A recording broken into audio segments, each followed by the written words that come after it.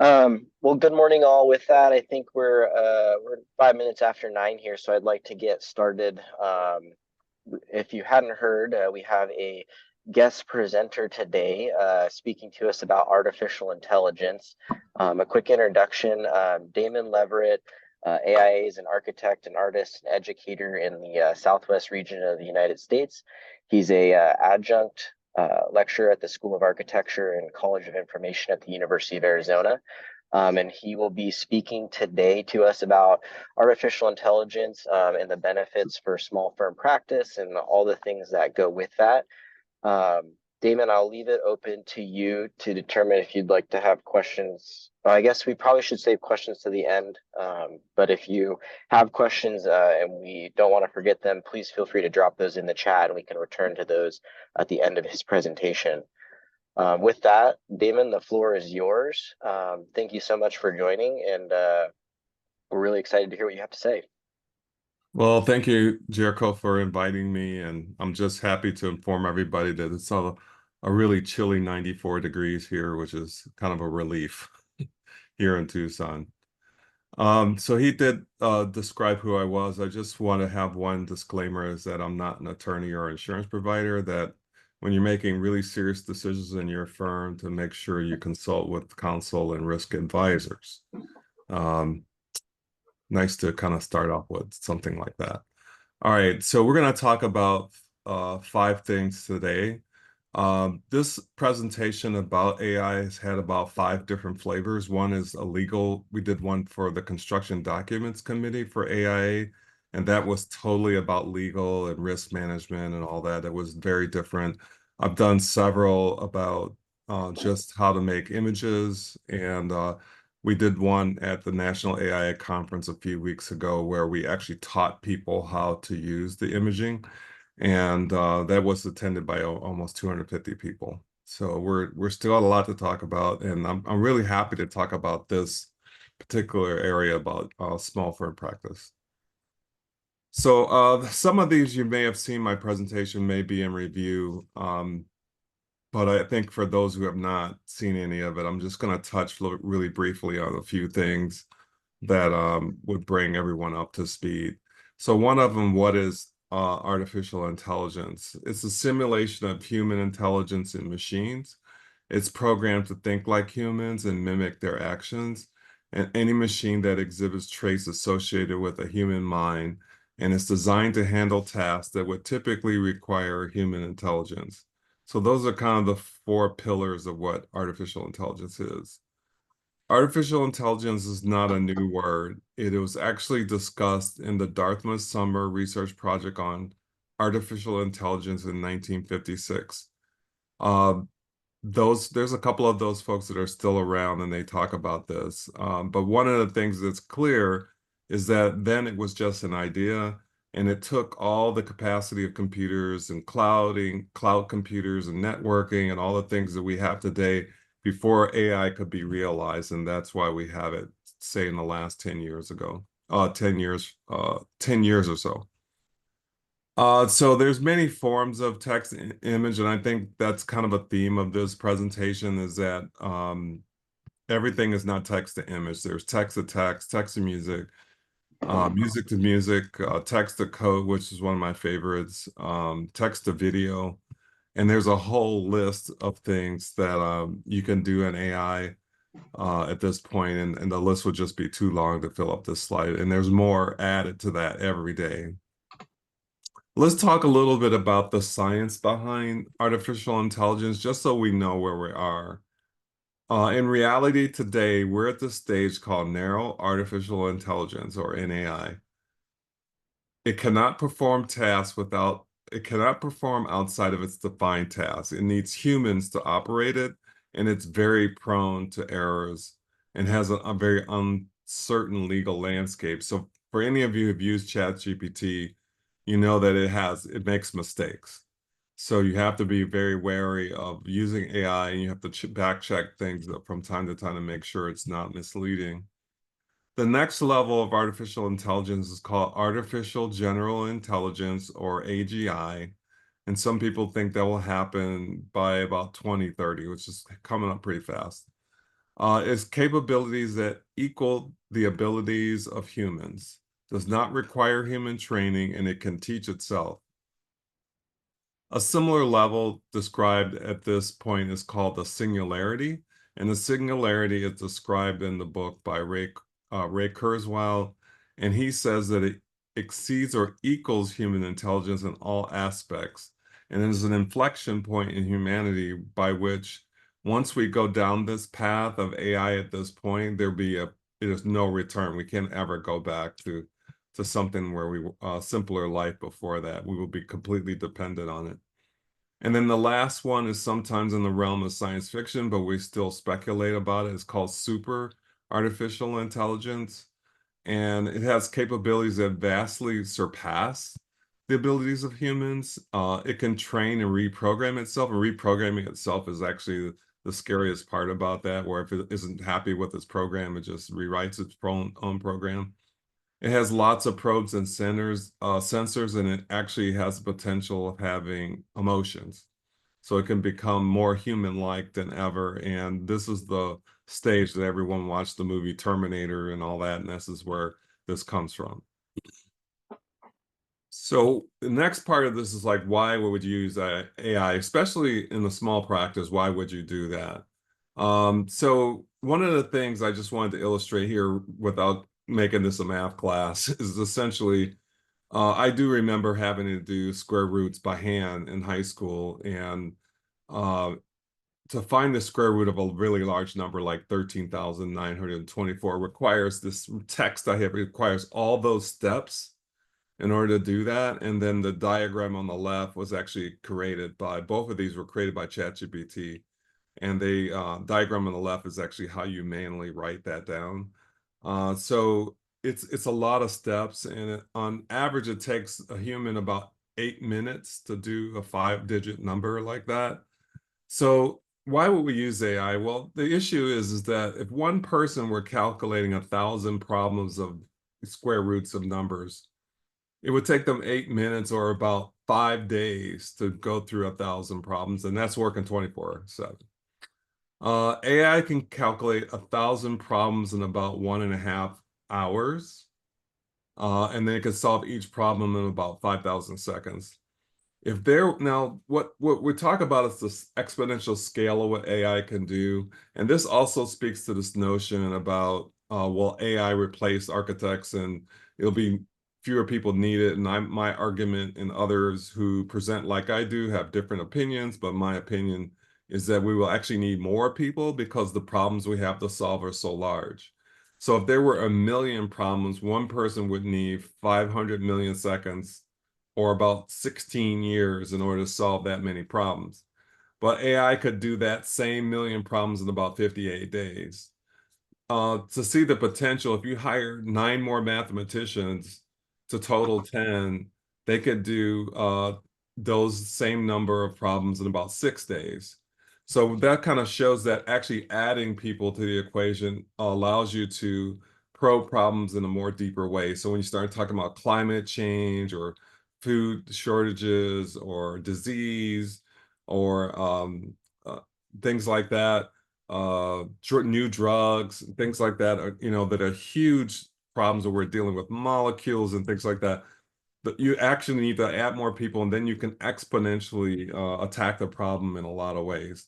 So the summary is that workers with AI can process exponentially more work than those without. So you can substitute the word work with analysis, can produce more analysis, can produce more solutions, can produce more iterations. It's something you all have probably heard people talk about. I mean, we've been talking about this seriously about 2 years now, and that is to say that an architect with AI has an advantage over an architect without AI. So that's kind of where that comes from.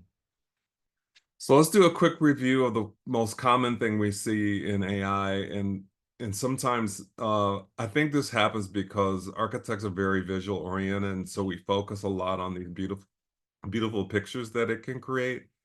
And Midjourney is an outstanding tool in order to do that. But just to kind of review that this process that I'm going through is similar to other things, and we're going to get into some other tools a little later. But it's called the diffusion process, and it's basically on the right taking the noise, which is, if any of you remember UHF television, it's kind of like static, and it actually has information about cats, and we want to produce a picture of a cat. So we'll combine all of that information, and then eventually would develop a new cat on the left. Try to think of it as it's like taking a million pictures of cats and then taking one pixel from each picture, and then eventually it can reconstruct the picture and what it thinks a cat looks like. So it's a really fascinating product. Just as an aside, I read that there's a bill in Senate bill right now trying to control this situation, and but I don't think they can regulate one pixel out of a million, because based on what I've read about the bill, that's what they're saying they want to do, but it would be impossible. All right, so just keep in mind that the thing that's really happening with AI is how we get the information out. In other words, we use English language in order to do that, and that's why it's such a important and sort of popular way of doing things. Instead of writing code or putting in keywords or anything, just write a story about as if you were talking to your best friend, and write it in any way you want as a narrative. And the large language models can actually understand what you're saying, and then turn that into a product. So in this case, I was trying to do a picture of a dog who was looking over the river and so forth. So I have to watch for random elements. And I just wanted to say that when you say something in words and the outcome, you have to compare the two. And when they are very close to each other, it's called alignment. But right now, the way AI works right now is that alignment is very difficult, if not impossible. You very rarely get exactly what you want. So even if you type something in ChatGPT, it isn't exactly what you want. It's just really, really close. And that eventually is going to keep changing till one day we'll have something that's a lot more reliable. So keep in mind that I talked about writing prompts. So that was talking about writing words. So I have a specific method, and in this one, I won't go through all of the different ways you can do this. But for example, you have to describe the object in order for AI to understand what you're talking about. So there's lots of words in here that you need to do. Put them in order, like what kind of rendering it is, how far away is it, describe the details, what parameters, aspect ratio. So those are the kind of things you would add to terms in order to get an image you want. So here are some examples of that. There's It actually shows the prompt at the bottom. So again, just using human language in order to do that. And you can see that the really strong operative words are modernism, minimalism, and also I said courtyard. And then here, I'll just show a few examples of using text to create architectural design images.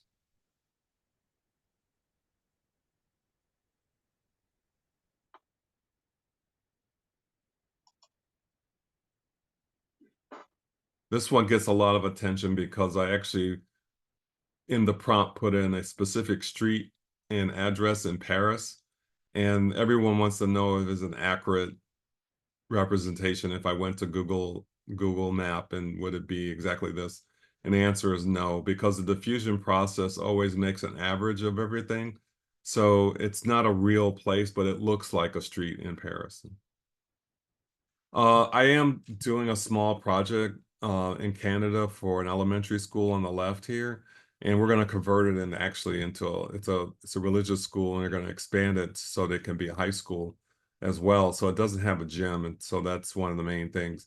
So actually, I use this image on the left to merge it with AI, and I recreated the image on the right.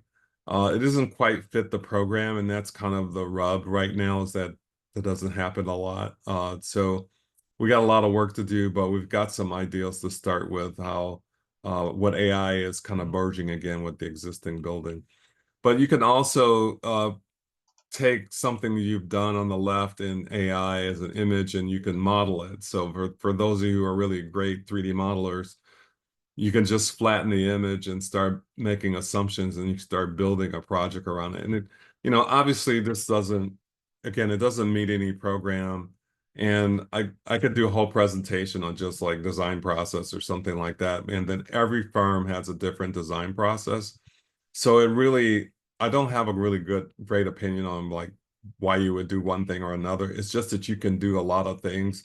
And I would say that use AI that fits your process and not let the AI drive your process. So I think that's really the important takeaway with that. So now I was going to talk about small firms strategy. And I just wanted to start with this very key point. AI is a unique equalizer, giving small firms some of the same powers that only larger firms wield. And I know this as a fact because I'm old enough to have been in the transition between hand drafting and CAD, which for me started in 1983. And one of the things I noticed is that I had a few friends who were doing, as you remember, we used to call house plans, and he was doing house plans by hand. And then he got a hold of AutoCAD 9, which was the version that was out at the time, or AutoCAD 4, something like that. And he was able to do multiple plans, and then was borrowing, bathrooms from one plan to another. So that was a good example of how a larger firm could just blow out, like with 10 people could blow out all these drawings. But just as a small firm, he could do so much more with CAD that he could do by himself, that it made him more profitable and more efficient. And eventually he moved on to other aspects of CAD as well, and 3D and some other things. But that's kind of what the main point is. So it's about 6 of these slides that talk about other sub points to this. And one is understanding AI applications. So which application is the right one for you? So is it design automation? Is it project management? Is it client interaction? Is it energy efficiency? So if you're doing energy modeling, are you doing some kind of construction management where you can employ AI, such as using drones and sensors? In design automation, there's all kinds of programs that can do planning and code analysis. This is all right now. Those programs are out there.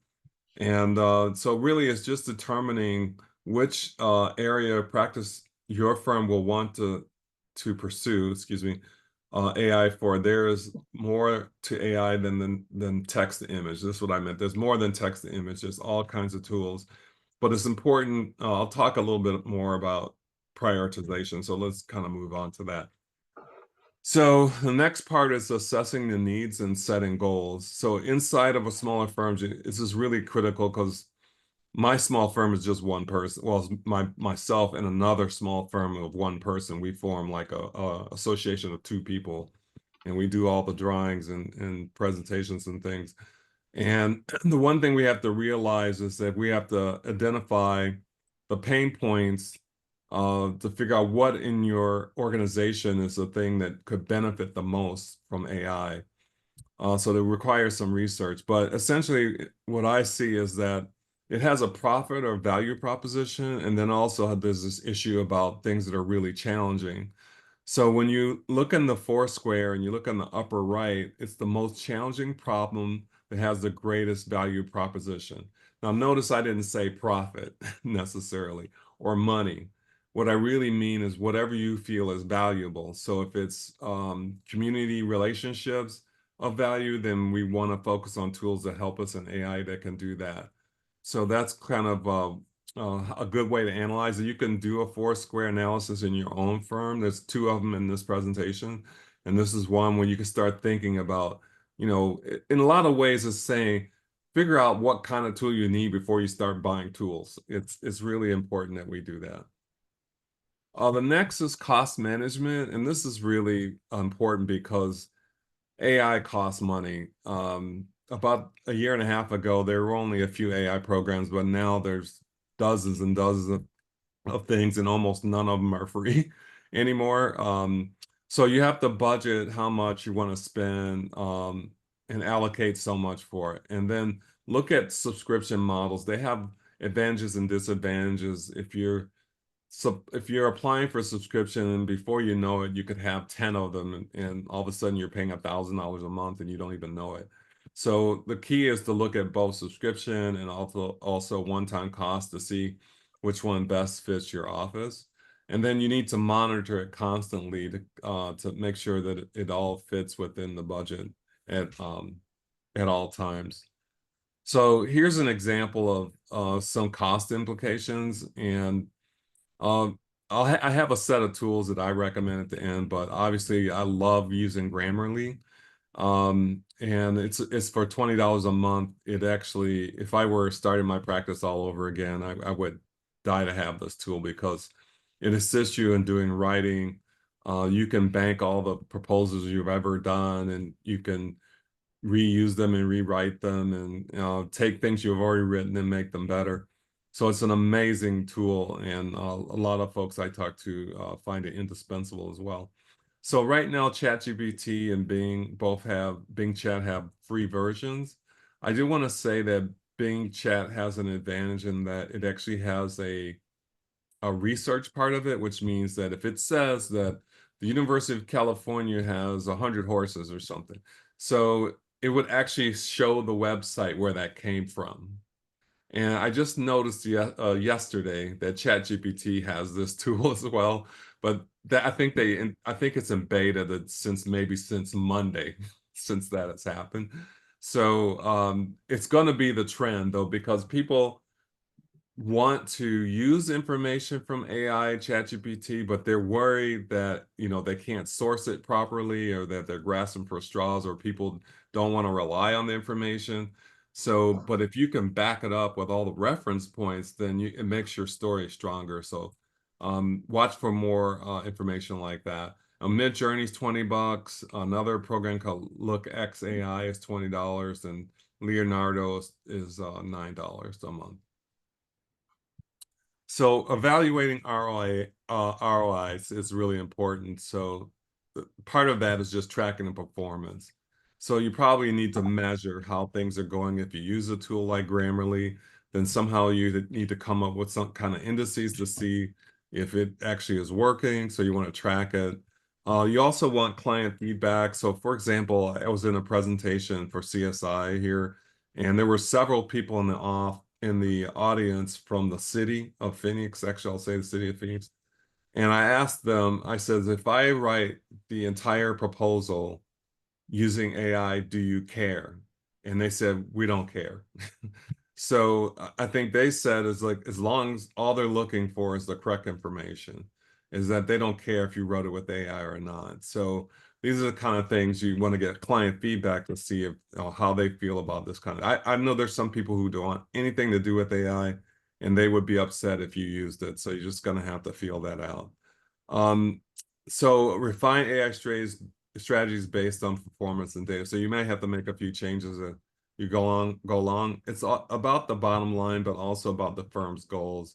There may be loss leaders. You could have a loss leader project or a project that has a really big budget or one that's pro bono that you wouldn't make a profit on anyway.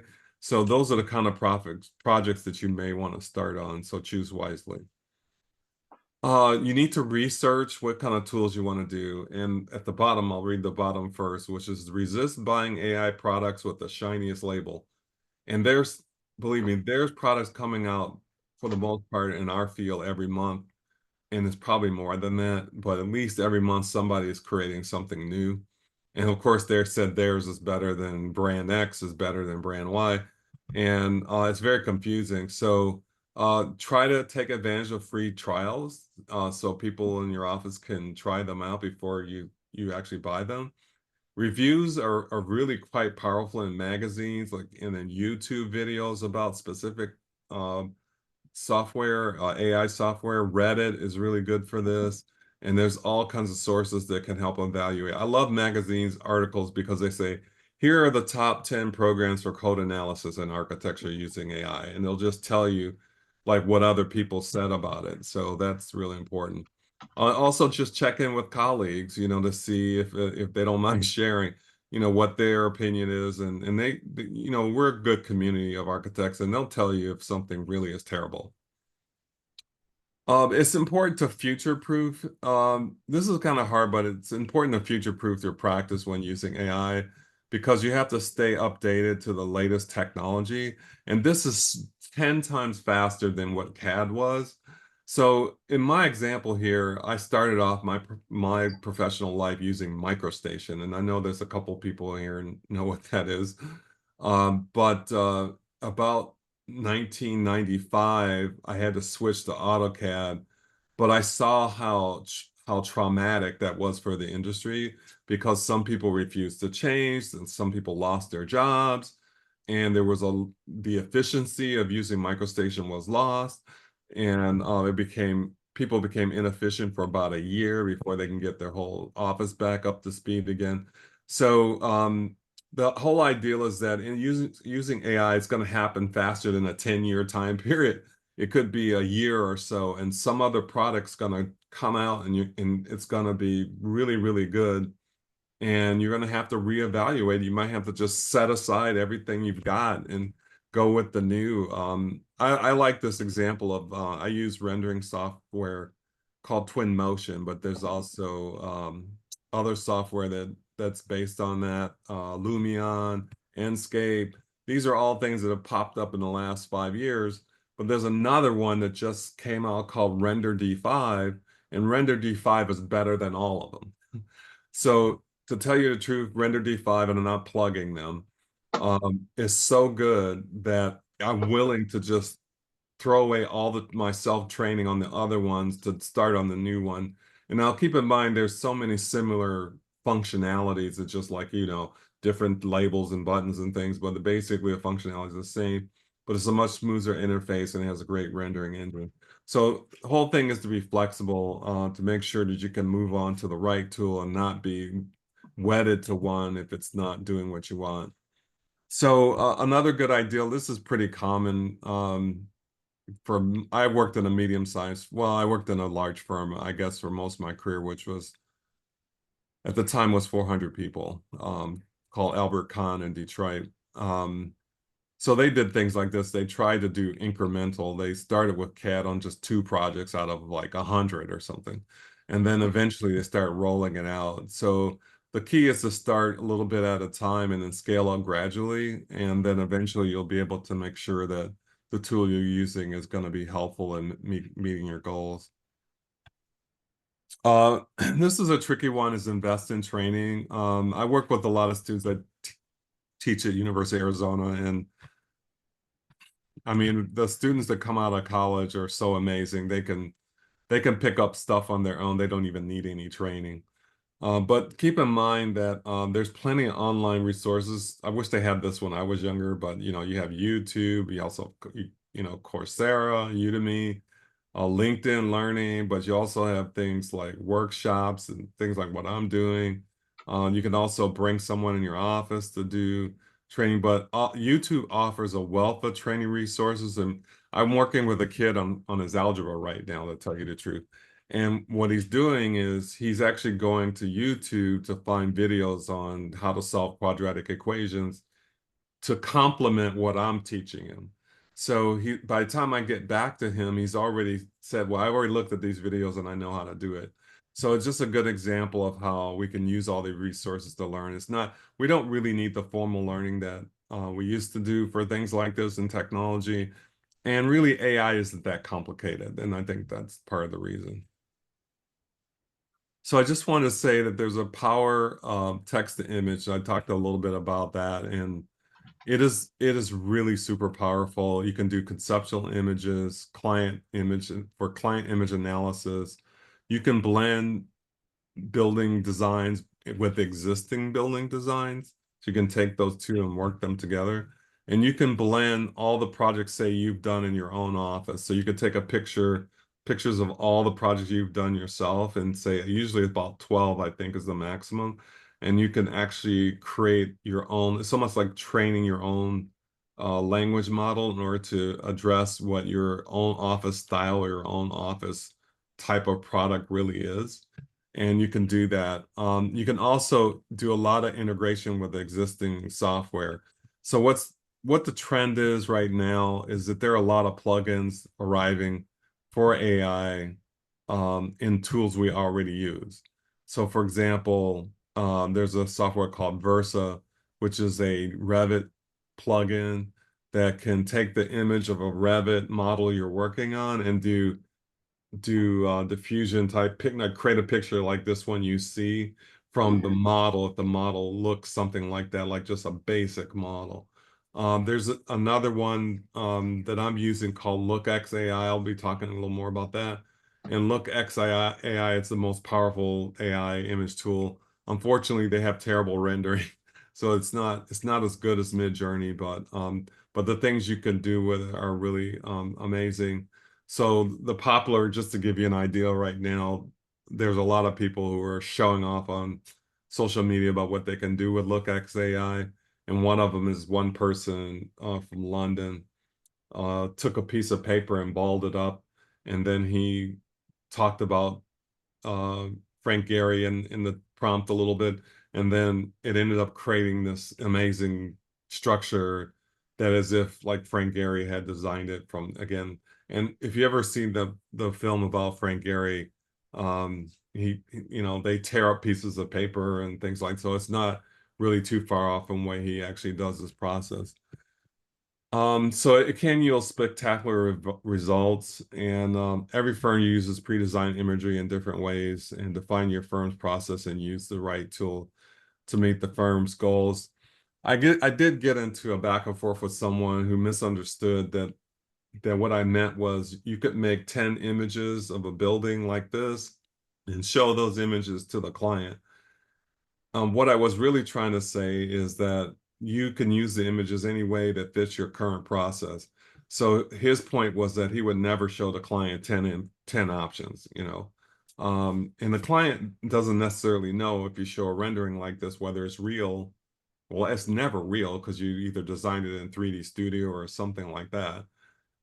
They don't know how you created it. They can just see the beautiful picture.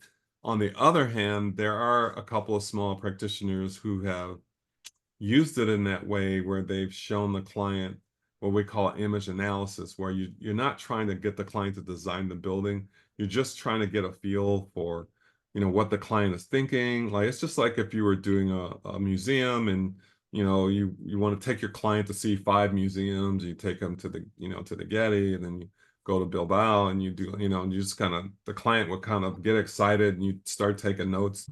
So AI could be good for that, but again, I'm not saying everybody should do that. I'm just saying that, whatever process you use in your office, there's some place where this could be applicable, and it might not be applicable at all.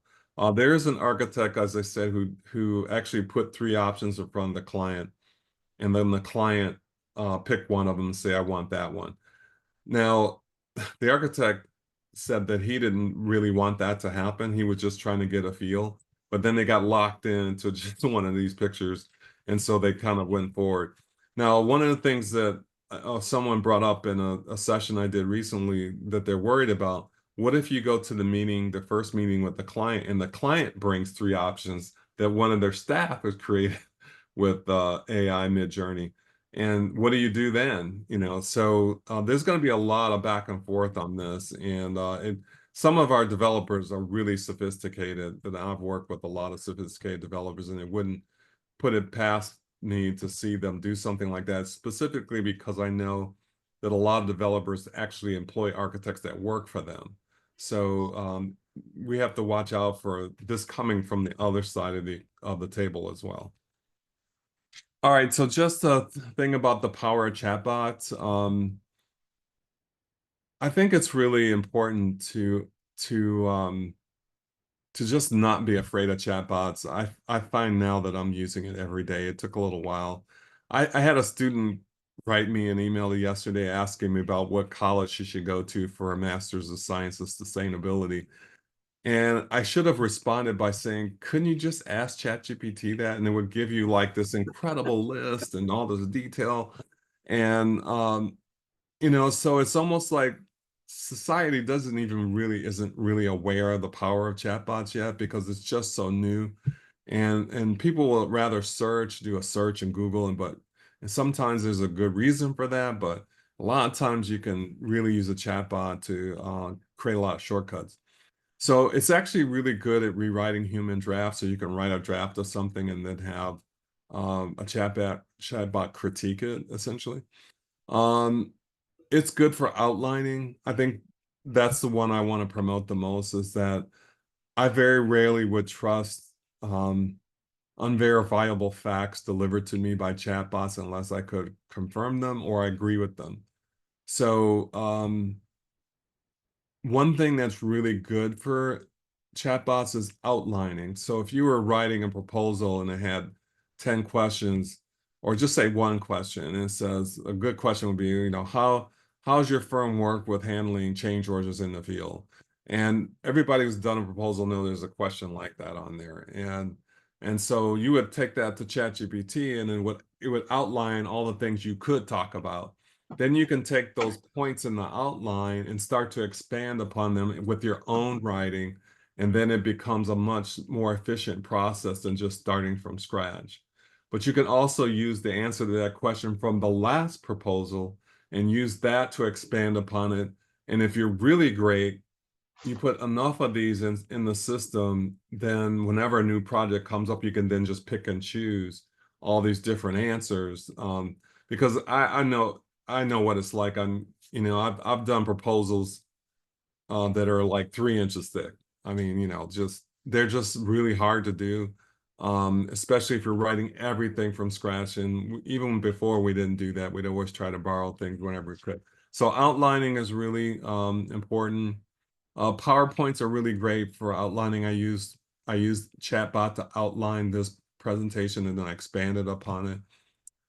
So many are nervous about chatbots for writing. Consider using it as an outline and then research and expand. So there's a case where a lawyer actually submitted a brief. You probably heard this story.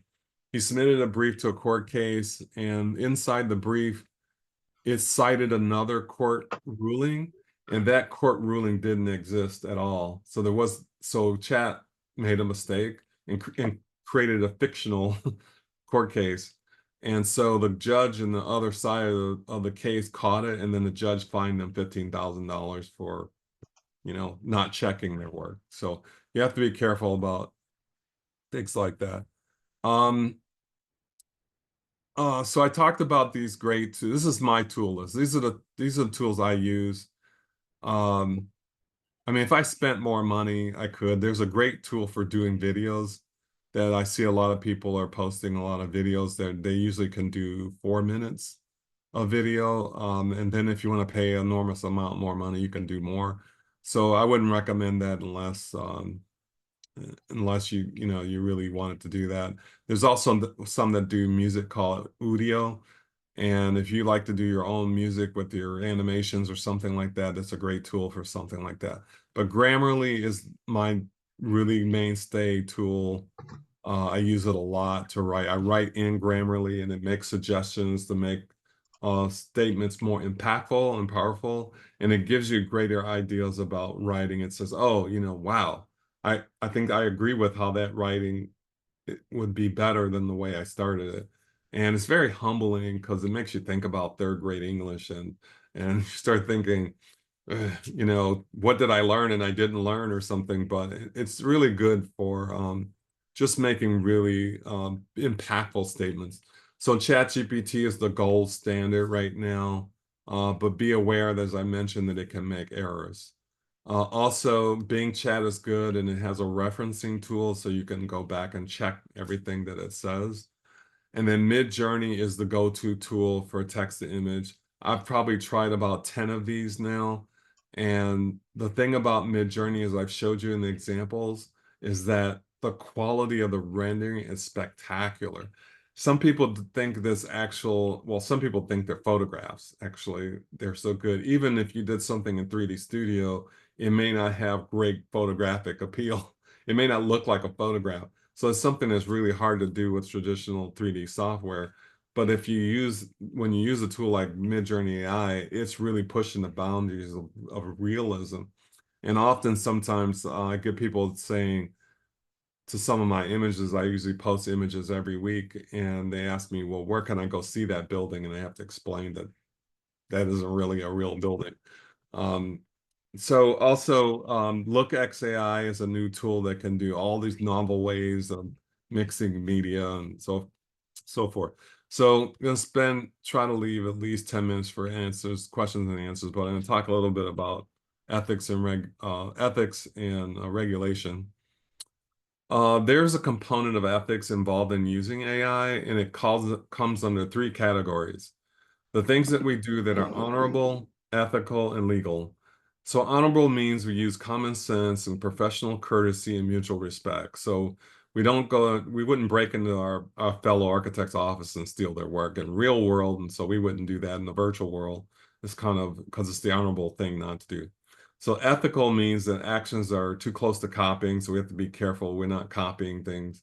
And then understand that we also live in a world of remix.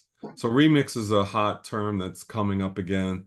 So it's sort of like if you listen to 10 Motown records, you'll see that there's so many similarities between them that there's a little bit of in that everywhere. And even in some modern music, you'll find specific chords and riffs that come from, classic rock and roll from the 70s and things like that. So that's actually okay because that's just remixing ideas. It's not copying anything specifically. So you have to use a certain degree of ethics to kind of handle that.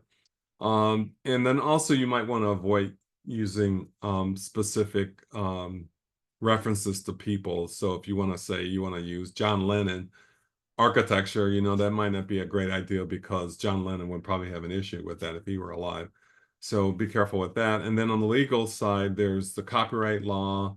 There's any rulings by courts, which there are plenty of actually AI court cases right now. And I wouldn't recommend that you just try to find all the dockets and, courthouses to find all the dockets, but there's a lot going on, and I try to keep up with the major court rulings. There's a new law in the Senate right now, as I said, that's may have an impact.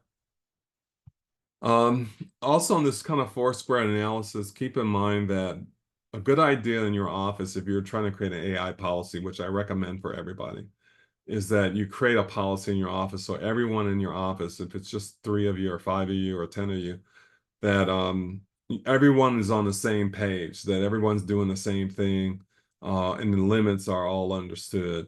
So if actually what this does is if you look at all the things, if you post it on a wall, all the things that you do in your office, create CDs, consultant emails, RFPs, concept drawings, and then you look at how visible those items are going up from bottom to top, and then on the bottom is how high stakes they are, or how risky they are.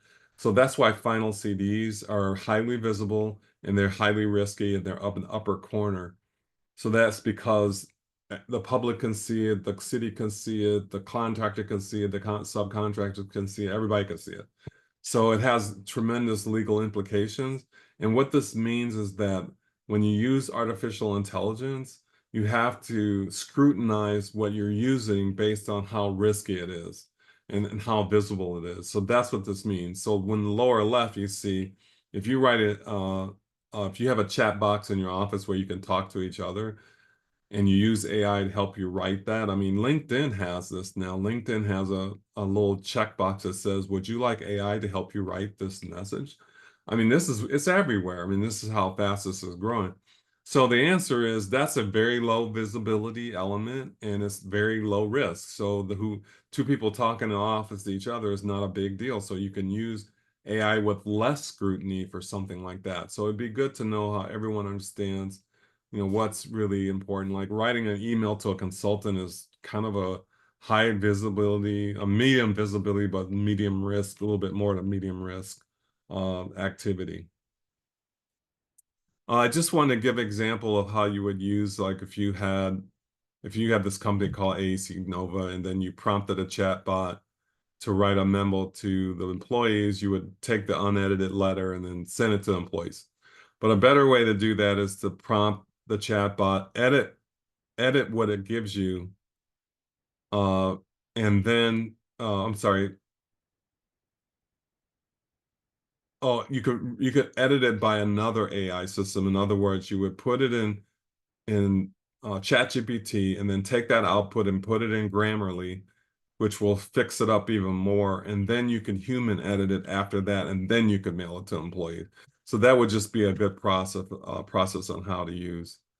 Um, all right, just so other considerations is that try to blend your own work in your office as much as possible. Um, we have to make sure that we recognize that all output has some portions of an AI machine process as part of the outcome. In other words, AI is going to be so prevalent in everything we do, it'd be hard to say someone to say, well, you can't use any AI. Well, there's AI in Microsoft Word, there's AI in LinkedIn, there's AI in Facebook, there's AI. I mean, it'll in about 2 years, it will be in so many places that we won't be able to push it out of what we do at all. Okay, so in conclusion, I would strongly recommend that we develop an AI policy and that we that you consult with the insurance carrier and attorneys. I've actually read some of the insurance carriers' rules about using AI, and it's really draconian. So their view is they could easily come to you and say, don't use AI at all. And I've read a few things that are pretty close to that. But of course, the insurance companies would be happy to provide you more coverage or a rider so that it will cover mistakes done by AI. So it's kind of we'll just say, two ways to look at that coin, but essentially they're very wary of architecture firms using it. Um, I would also say that we have to be careful with that because, well, I think I have a statement on this later about innovation. I'll make sure we promote internally with your organ. Everybody's talking to each other and prepare to adapt and review annually. So every year you need to review all your AI products. I mean, sometimes we always talk about the 3 year strategic plan for our lives or our office. 3 years would not be effective in this. You might have to, for the next few years, you might have to reevaluate every 6 months to 1 year because there's so many new things coming out so fast that you will really have to review it. And then also stay optimistic. There's a lot of horror stories, and people refer to science fiction as if, the world's coming to an end and all that. And, they said that about a lot of things. They said CAD would put all architects out of business, and it never happened. So this is the same as true here. So keep an optimistic view. So there's some ethics principles I think to remember. One is whatever you would not do in the real world applies to the same actions in the virtual world. So it's just kind of the rules that you follow about ethics that are right now. Just keep those in mind whenever you're doing activity with AI in the virtual world. And this is important that being overly risk averse regarding the use of AI could inhibit innovation. So if you're too restrictive or if you say no AI whatsoever, then places like Japan, actually their view for the whole country is actually hands off. They think innovation is more important and that they want the individuals who use AI to self-regulate. So that's different than what the United States wants to do, and it's different than what Europe wants to do. But Japan is going to end up taking off with this because they have a much more flexible system. And transparency is essential, but should be governed in appropriate context and considered within historical precedent. So you need to be, do you have to tell your client everything you're doing in AI? Probably not. You don't tell your client that you're using spell check in Word, for example. So you don't have to disclose every aspect of AI because it would be ubiquitous. It'll be in everything, and you couldn't possibly disclose it all at some point. Okay, so it's probably a good point to stop for questions and answers. Great. Thank you for that, Damon. If there are questions at this time and you can unmute, feel free to jump in. And if somebody's already speaking, then I just ask that you use I think there's a component here to raise your hand, and I can call on you.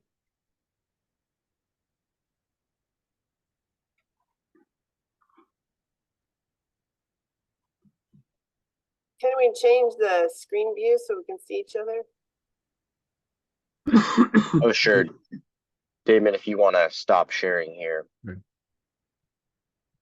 Thank you. I guess I'll start. So it sounds, and maybe this is a silly question, but it sounds like AI is not going away anytime soon. It sounds like it's not going to be just a fad.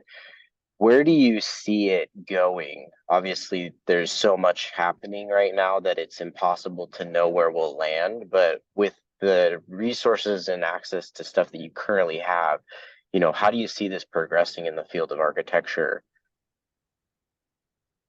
Well, it's a good question.